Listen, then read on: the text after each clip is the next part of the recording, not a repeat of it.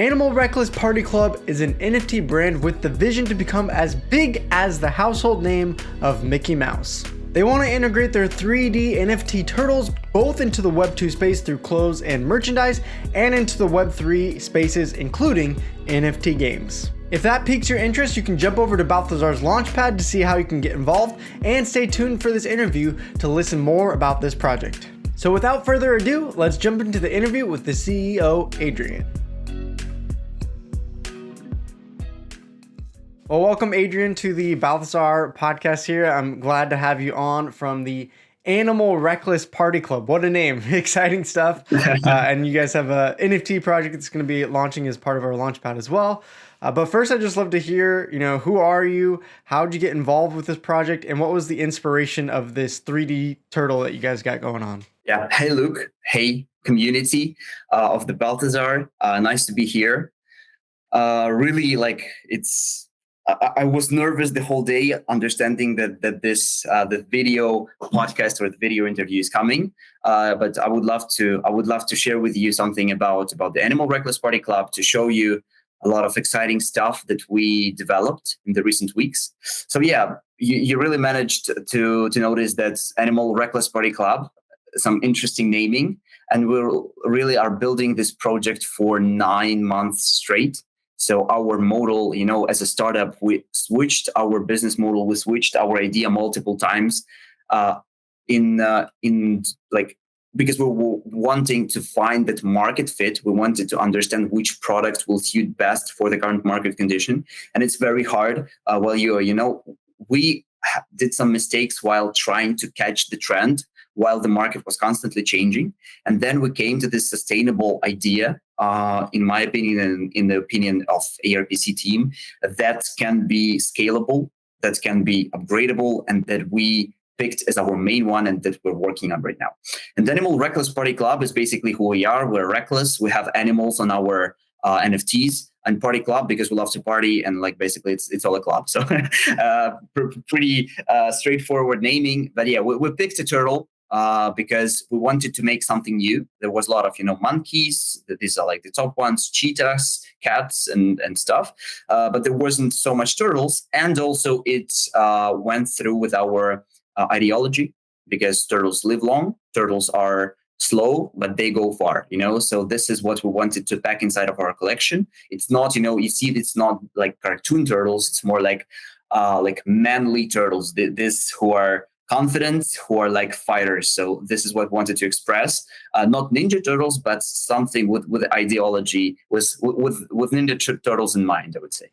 Yeah, I love that. I mean, I grew up in the 90s. I'm a 90s kid, so I love Ninja Turtles, and anything that reminds me of that is awesome. And the art looks great. The NFT looks great. So good job to the team. I'll probably put in the video overlay with it. So if you're listening to the audio, definitely go check out the website as well, because it's really fun to see this NFT in action. So I noticed on your website, all over the place it says, hey, we want to be the Mickey Mouse of Web3. And I think I know what that means, but I just want to give you a chance here. Explain, what does that mean? What's the concept behind it? And how do you know when you've achieved being the Mickey Mouse of Web3? Yeah, that's a great question, because people often mix up a little bit the fact that Mickey Mouse and the turtle, what they have in common. So Mickey Mouse, we use Mickey Mouse, the words Mickey Mouse, as a household name. So it's something like a character. You think about cartoons for children, you imagine Mickey Mouse. So this is something that is deeply associative with some culture. For some people, it's deep association with their childhood and things like that. And what we want to do with ARPC is we want to get, of course, it's very cocky to say that we want to get this level of recognition, but it's a vision. It's a way for tens of years, 10, 20, 30 years to go. And the way we want to achieve that is not just growing as an NFT collection, because NFTs, they have their limits. So we are growing in two domains. We're growing in Web 2, in physical world, let's call it, and Web 3. Yes, Web 3 is metaverses, games, NFTs. We are integrating with those. I will talk about that in more detail a little later. So we're working with that. We're empowering their ecosystems with our NFTs. But we also have a very good focus on the Web 2.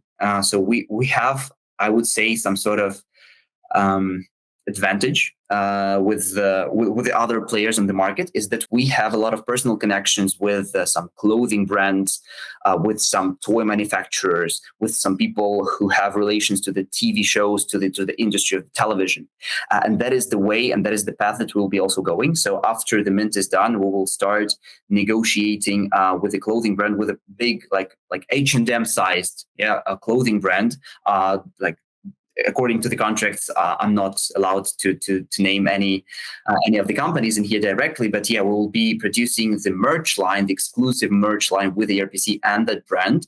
It will most likely come out in 2023 because the designs, like the way the fashion industry works, is that the designs are prepared like a year or even 2 years before it comes out to the stage and it comes out to the malls.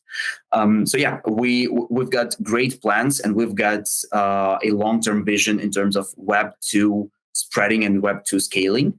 For now, for the long-term stuff, and for the first of all, we're conquering like smaller markets. These are like the crypto, the Web 3, the metaverse, and we've got a packed roadmap for the following months, for the following quarters. For us, a lot of stuff to do. That's cool to hear. Yeah, I love that bridge of Web 2 and Web 3. And I'm wondering, have you seen other projects do and attempt something like this as well? Do you guys feel like you're pretty unique in trying to bridge those two? And, how do you think about, NFT lovers now possibly buying clothes and doing things and participating in Web 2? And do you also think that maybe some of your Web 2 sales will actually bring people into NFTs, into the Web 3 space? Yeah, definitely. So very good question. I really love, being this kind of charge on the stage, and when I'm speaking, telling we're the best, we're number one. But to be honest, there are plenty of tries on the market that I see personally, and some of them are pretty successful. For the projects who are trying and who are doing this transition from Web 2 to Web 3, it's not that big that we can talk about this at some sort of competition, because even crypto is not that deeply integrated right now. So it's still wild, wild west. So it's very early, in my opinion, to talk about these companies as some sort of big players. It's a roadmap for everyone. So, you can never develop quicker than the market develops. It's the only thing that I see right now in crypto. So you can come up with a great idea, but if you're too early, it just won't fly. So you need to wait. You need to be on the market. You need to be consistent, and you need to keep building even when the market dumps, when everything's red, and when no one wants to proceed. Regarding the people from the Web 2, we really have a bet on those. So onboarding new people into the ecosystems is generally a very good idea. And for me personally, doing that in crypto is one of the best ways projects can attract new audience and convert it to their community.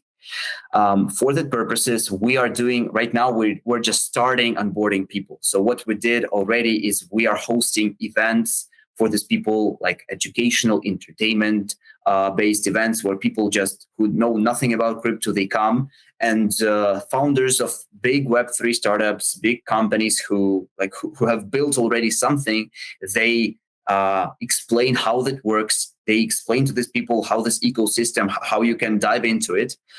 So it's like an educational part. And also we have integrated into our NFT collection, we have integrated a payment provider that will allow us to mint the NFTs with a credit card. So, we want to make this process seamless for the people who are coming to us from regular, maybe from our ambassadors who are musicians.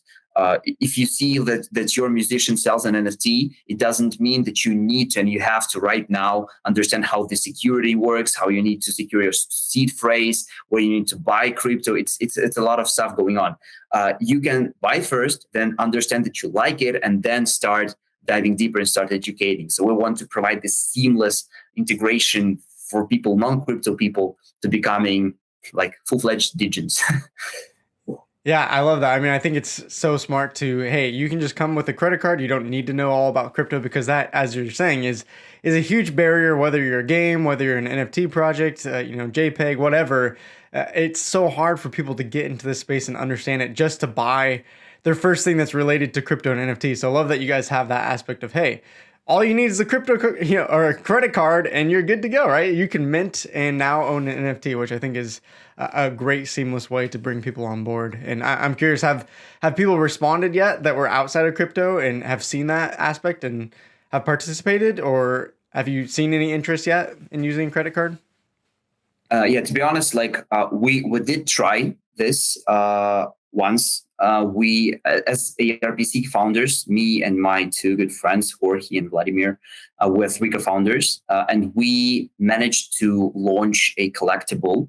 Collectible, it's a marketing agency. It's its name, Collectible, and we managed to help a lot of like over 10 NFT collections through the last year, and we implemented this part of onboarding non-crypto people into the Web3. We tried it on different levels. So some were just, adding FAQ on the website, like what's MetaMask, how to buy crypto, like some better explanation, but just text, nothing more. Some of those wanted to do some deeper stuff, wanted to create some educational videos, especially with the screen sharing. But regarding that, like NFT collection, so you show people how to buy NFT, but how to buy this NFT, it's also like a good, in my opinion, it's not the bad. It's not the worst marketing strategy to do this way, to attach some educational programs to some specific projects. So I think that really works, and we've seen literally a good feedback from the community, because at first when people were coming to the NFT websites, they were asking questions. Guys, how do I buy this NFT? I see connect your wallet, but I need to like a buy button, or add to basket button. I'm used to it. I don't know how to invest. So we understood that this is something that needs to be changed if you want that community to coming in, but also you need to handle the community well, because it's not just you're posting some stuff on Discord or on Twitter where this audience can be spending not as much time. So you also, it's in your interest to provide some email announcements. It's in your interest to open like Telegram channel maybe for some groups of people. And that is very important in work with the community, especially nowadays when NFTs are growing up and the market is maturing. So you need to mature with it, or you will be left out. Yeah, and I really hope that Animal Party Reckless Club can be part of that bridge for Web2 people coming in and getting that first NFT. I love that you guys are doing that. I want to jump back a little bit and just talk about the turtle, the NFT itself, and a little bit back to the Mickey Mouse point that you were making earlier. I'm curious, as you guys talk about being the Mickey Mouse of Web3, back in the day when Mickey Mouse came out, there probably wasn't mini cartoons, right? It's one of the first cartoons. There isn't a ton of competition. But right now, even with NFTs being still so new, you already talked about there's tons of monkeys, there's tons of penguins, there's, fill in the blank of what NFT you want to throw out there. So how does Animal Reckless Party Club, how do they actually get to the top? How do they get that recognition when there's other NFT competition out there already? Yeah, that's a very good question. And I believe that the answer to that, to every NFT project out there, is in its direction that it chosen from day one. So from our part, what ARPC really is, so if we dive a little bit deeper, if we're not looking at the collection as a macro, but we look in this nano, in the smallest parts. So what we provide right now, so what holders really get, is we are building a layer 2 basically for the games, for the blockchain games. So what we do is we add additional bonus layer and additional rewards layer for the games out there. Let's say there's a shooter game that people can come, like you need, like PUBG kind of, where you need to kill other people in order to win, or you play in teams and stuff. So there's a lot of games that are built like Web 2.5. So they're not like play to earns, this deep, this like Steppen or something like that. These are just Web 2.5 games that are normal games that you can play on your PC or on your phone, but they have like a deep integration with crypto. So their items are stored as NFTs. Your in-game currency is stored as a token. Usually they use some like new blockchain, so they run their own blockchain for that, or they use some layer 2 that has like almost zero fees for the customer. And what we do is we come to these games, we integrate our turtles inside of them. So we add some branding. Let's say we add a turtle banner on the map where people are playing, or we add a turtle skin for the weapons, or turtle clothing in the game, or turtle location in the metaverse. So there's some branding inside that game, and people who come to play there and have our NFT are given additional benefits. So let's say there's AK-47 with turtle printed on it, but you can use it only if you have ARPC NFT on your wallet. And that skin gives 10% more damage for your weapon. So you're a better player by owning this NFT. And all these terms we're negotiating individually with every of the game developer. And why we do this is game developer receives more traffic. So he receives more people coming into the game and playing, because despite that we tell people, hey guys, here's a game, like some game, and if you go there, I know you never played, but you can go play and be like 10 and have 10% more damage. No, we don't do just that. We also reward people for getting into that game and using our turtle in there. So connecting the wallets and like choosing that skin. So we are rewarding them with our ARPC token. Right now, we are like saving all the progress on our backend. So the token will be out in Q4 2022. But all the people who are playing right now will be getting a drop. So it's not like that that it's an idea. It's just work in progress. So you will be, if you were deciding where to play, game A or the same game 2, but for playing the game 2 you will be paid, then like the choice is obvious. So we are adding that additional layer for people, additional motivation layer for people to play these games, and additional interactive layer where they understand why they use inside this game. They see this turtle every time. They understand that they play better. They have more advantage than other players do, and that is our goal. For conquering the metaverse and the Web3 world, like doing partnerships, onboarding them to our ecosystem, providing bonuses to all of the people who are playing, and boom, here you go, the idea with which we're going to the war, going to the competition with all the projects out there. Interesting. So yeah, I'm typically a NFT gamer, and I'm used to the reverse, right? Where I'm buying an NFT specifically for Splinterlands or Blankos or Gods Unchained, and I can use that NFT in that game, and that's it. What you're saying, to clarify, is I can buy one of these turtles, and potentially it's either going to be a playable character or a skin or some kind of bonus in potentially hundreds of games or something like that. That's kind of the idea of, or the advantage of buying something like this rather than an NFT for one single game. Am I hearing that right? Yeah, for sure. And we did not just come up with it like, boom, let's do this. But we spent some time in calls with the VCs because we wanted to understand and formulate our long-term vision according to how this is done right by the big boys, by the big companies. And VCs are investing into companies who are not single game studios, but the companies that are systematically developing and producing the games out there. So if VC sees that it's a system, it's a business, it's not just let's try this game, because if community won't like it, then that's it. Like all the money was just burned, and that's it. And that is why we also decided not to settle on one game. We decided to take them all, unite them all. And this idea looks very unique, looks very fresh, because I've personally never seen anything like that. And we already started doing some progress. So we already connected the metaverse. We already right now in the closed beta testing with a shooter game where our turtle will be as a skin. So you'll be able to put like a turtle head on top of you while running, and it will give you like the rewards, and it will give you additional speed inside the game. So as you've talked to games, what has their response been? Have they been all positive of, hey, like, yeah, let's incorporate it? Has there been any rejections? I'm assuming, different games are going to have different use cases, because some games might not have a theme that fits a turtle at all, while others might be it fits perfectly. So I'm just curious, like, as you've talked to games, what has maybe the most average response been to incorporating these turtles? Yeah. Like, of course, we don't get 100% positive. Like it's normal. We've got a very strong sales department. So the way we do these partnerships is not random. We build a system to close them. So we have multiple stages where people are like making the first reach out, making some first negotiations, then go on a call. We would describe our project, we describe our current status. A lot of big games require us to have the token minted, so it's okay. And we're waiting for the August 22nd and 25th when the tokens will be minted on private and public sales. So we can come to them, and we have some verbal agreements with those developers, but we need to have a token first. We've got plenty of positive responses, even for the people who do not have a turtle fit in, because of course it's if you're like flying somewhere in the space, you don't have to put the turtle in there, but you can put it on the clothing. You can put like a small turtle logo in here.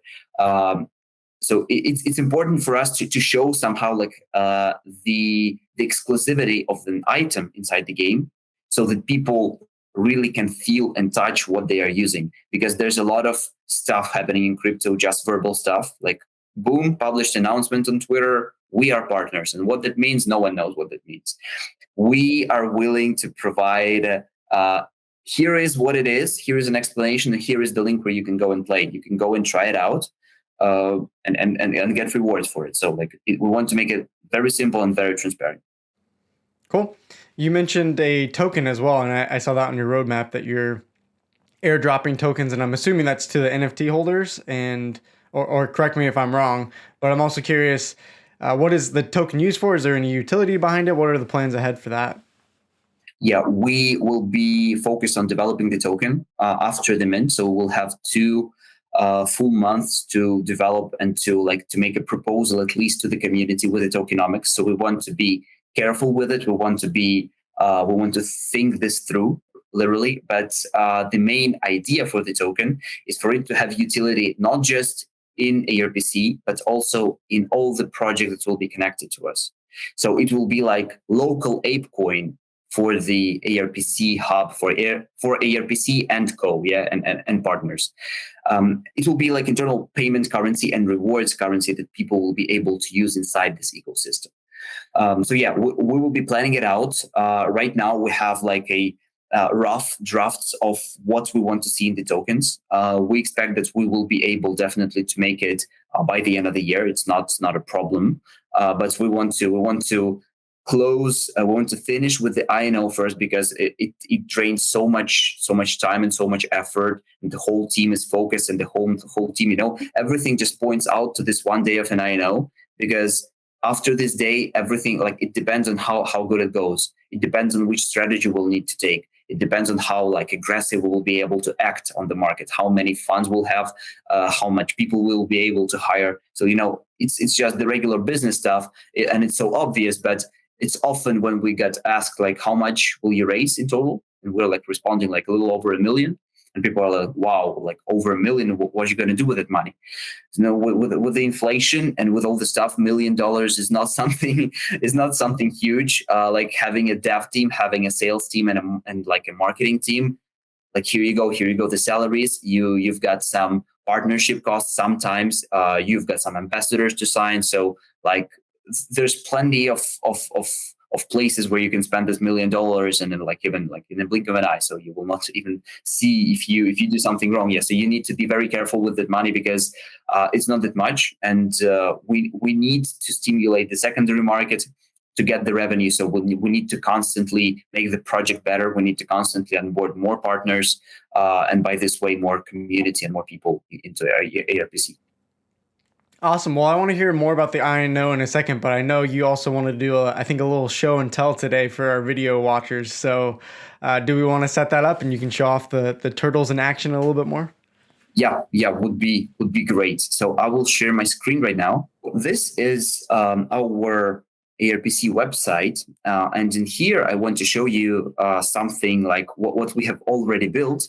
So you can go to the Metaverse Gallery. So in here you can see more of the arts and how they look like. So we just created this gallery for people to understand what it looks like.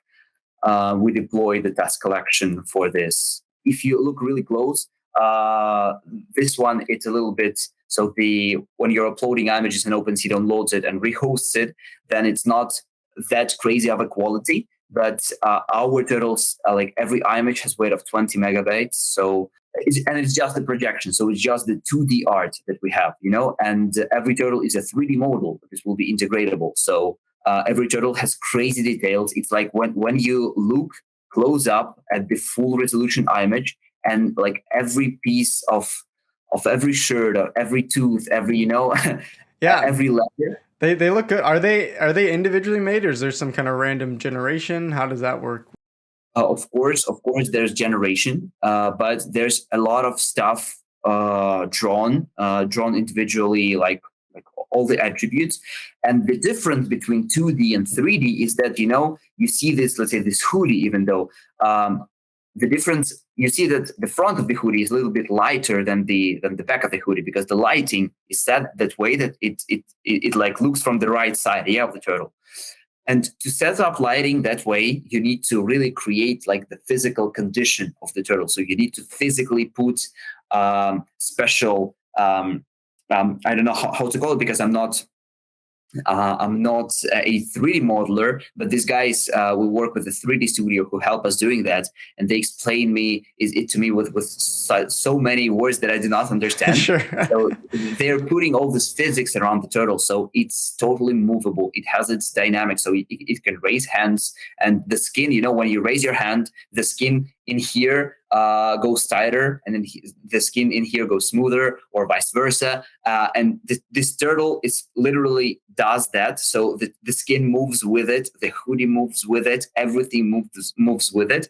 And we created it. We spent a lot of effort, a lot of time, a lot of money for this, and we did it in order for it to be like for us to be easy to do the seamless integration with these games and metaverses. Because if we didn't, then all these games would have to, recreate those turtles and those physics separately, everyone on their ecosystems. But now they don't have, because we have all those scripted already. And now let's get back to the website. And in here you can see what we have integrated already. You can see our turtle fighting in here. So it's like a model of how our turtle can be embedded into the UFC fighting. But what I want to show you right now is the spatial metaverse. I will move to the spatial metaverse right now. And this is our biggest integration at the moment. So we collaborated with Utopia and Spatial Metaverse in order to create our own metaverse headquarter, or like metaverse home. So this is a metaverse room created specifically for us. Here is our turtle hanging right there.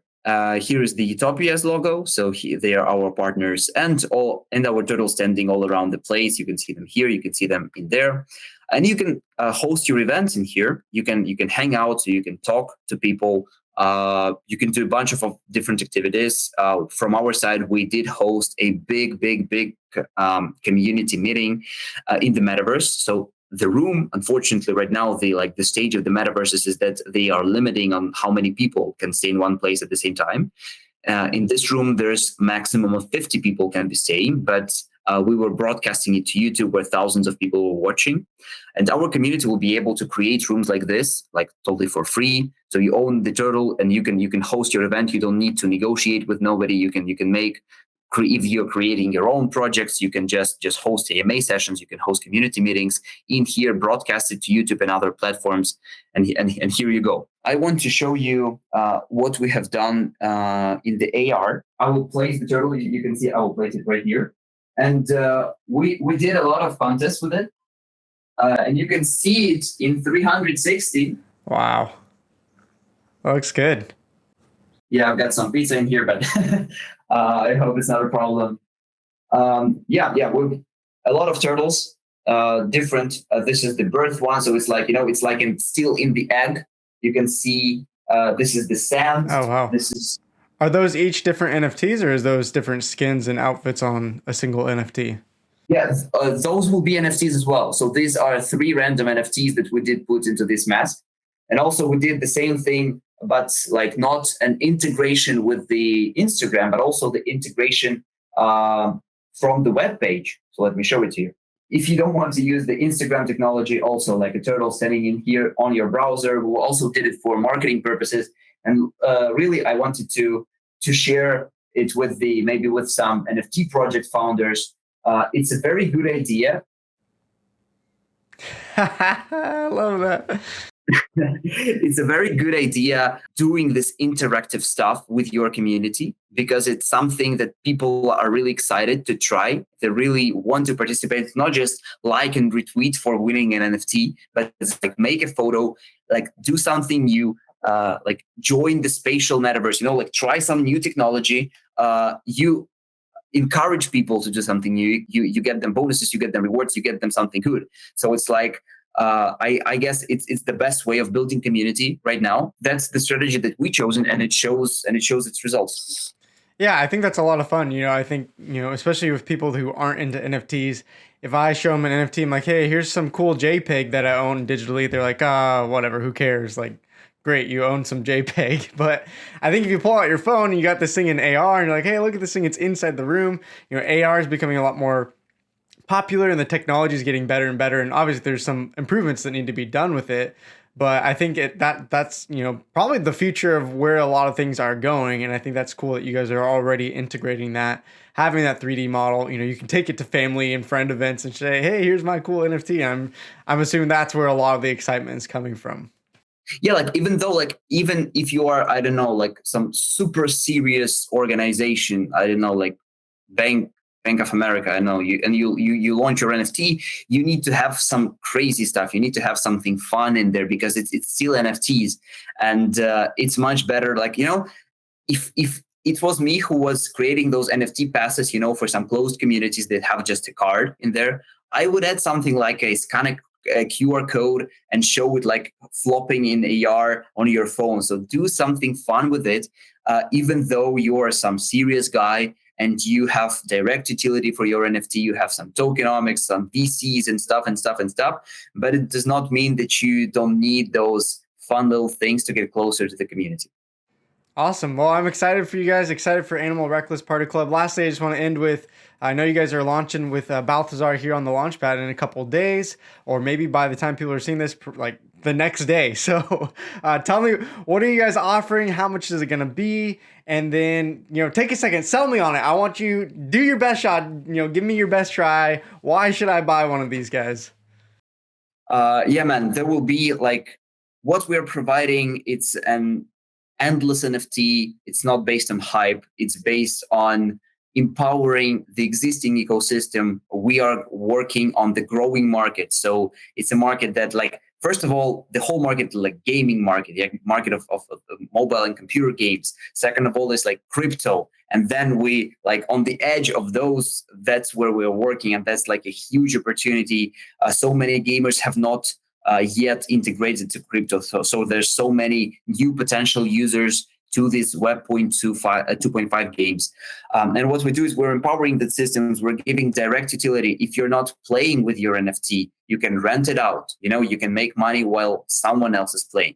And that also showed great results on the market in other play to earn games. So it's something that you can use it for. But also, we've got a very simple model that is explaining why you can look at ARPC as an investment opportunity, because our growth is just onboarding more people and more projects to ARPC ecosystem. So just providing more utility, making it better, and we're good at it. We have already, like, we're showing what we did. We have a bunch of partners. You can go to the website. You can see the actual list. There's like over 20 right now, and we haven't yet even launched. So we're constantly doing this stuff, and NFT will worth, like I just said all this, and one NFT is $140.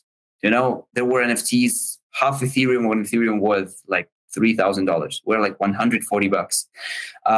Integrated cross chain, so we are from day one. We will be located on 5 chains, and all the NFTs will be bridged one to another, so you'll be able to transfer your tokens from like BSC to Solana or to like XDC and trade it in there for any purposes. Maybe there's a game that you want to play on that blockchain, boom, you're there. Or you just want to sell it on that marketplace and you want to arbitrage a little bit, not a problem.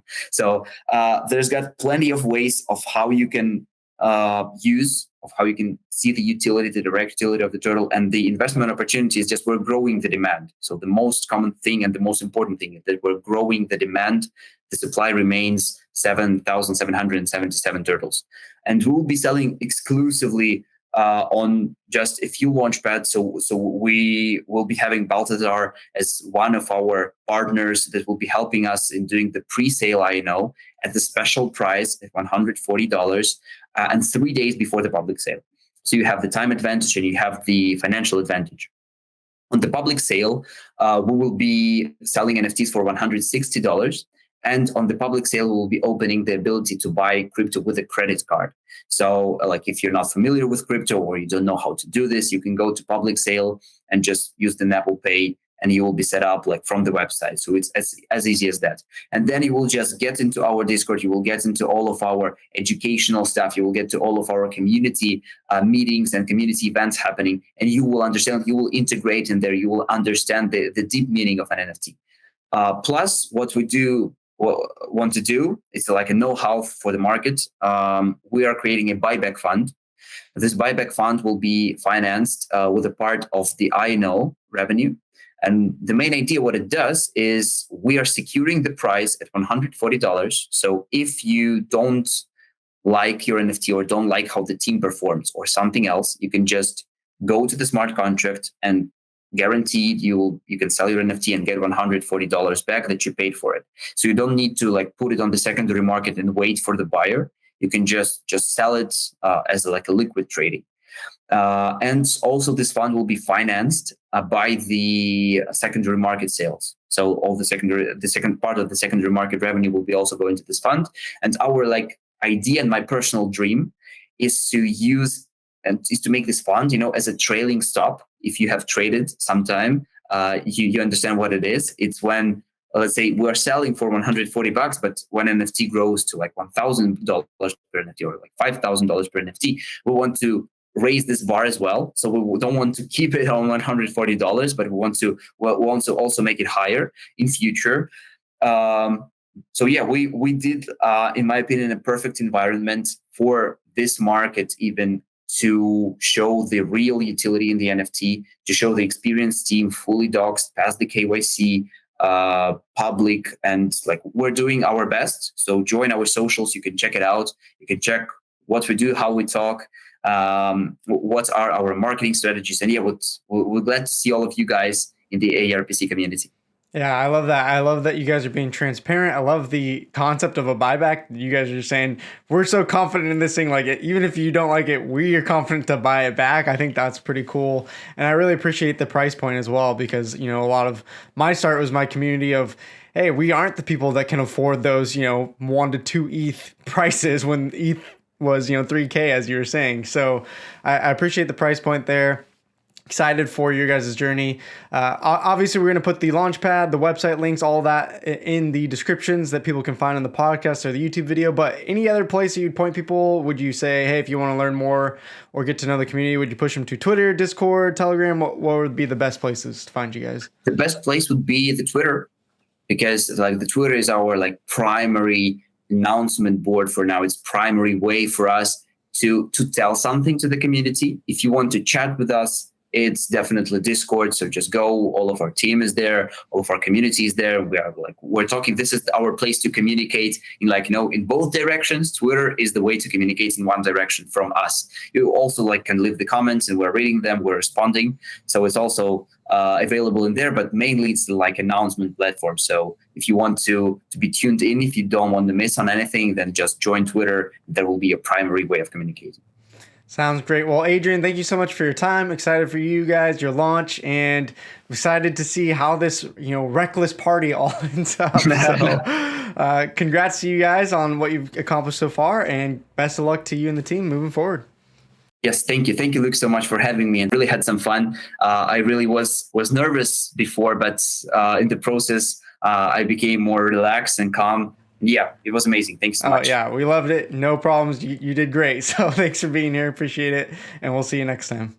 Thank you. Thank you, man. Well, there you go. Hope you enjoyed the interview with Adrian from Animal Reckless Party Club. And again, you can jump over to Balthazar's Launchpad using the links in the description to see if you want to get involved with this project or others upcoming on Balthazar's Launchpad. If you're on our podcast platform, stay tuned for the next episode. And if you're on YouTube, I'll see you at one of these other videos. Salamat gracias. Thank you all for tuning in.